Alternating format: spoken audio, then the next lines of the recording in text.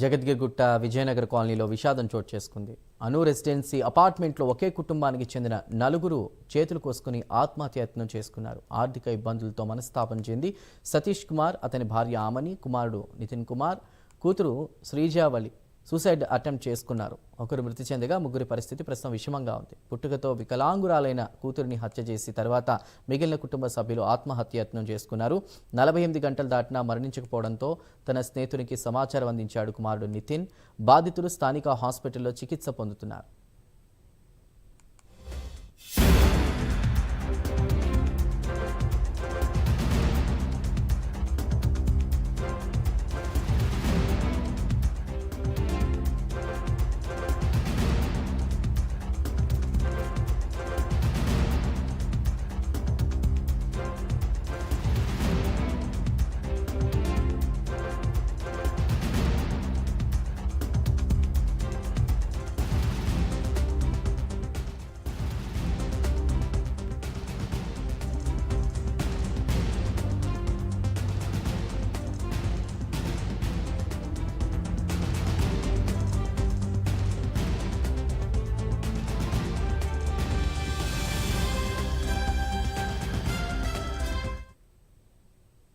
హైదరాబాద్ జగద్గిరిగుట్ట విజయనగర్ కాలనీలో విషాదం చోటు చేసుకుంది.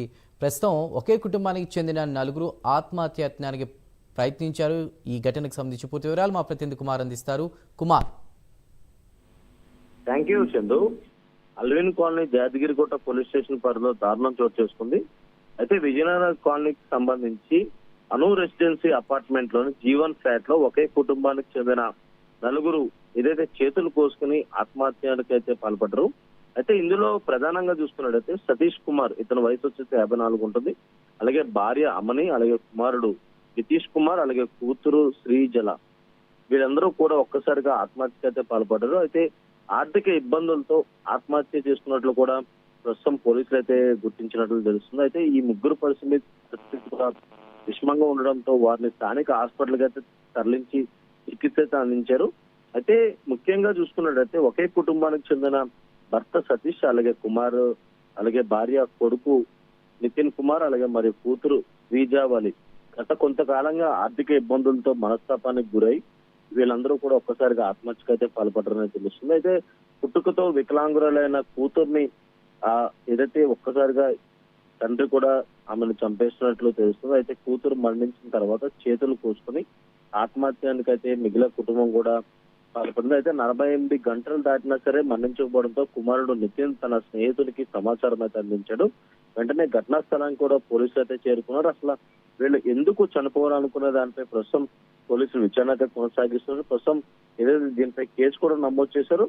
అయితే ఇదే కుటుంబానికి సంబంధించి అందరూ కూడా ఒక్కసారిగా ఆత్మహత్యకి పాల్పడడంతో కూడా ముఖ్యంగా అక్కడ విషాద ఛాయలు అలుముకున్నాయని చెప్పొచ్చు. అయితే ప్రస్తుతం జగద్గిరిగుట్ట పోలీసులు కూడా దీనిపై కేసు కూడా నమోదు చేసి దీనిపై పూర్తి విచారణ అయితే చేపడుతున్నారని చెప్పొచ్చు.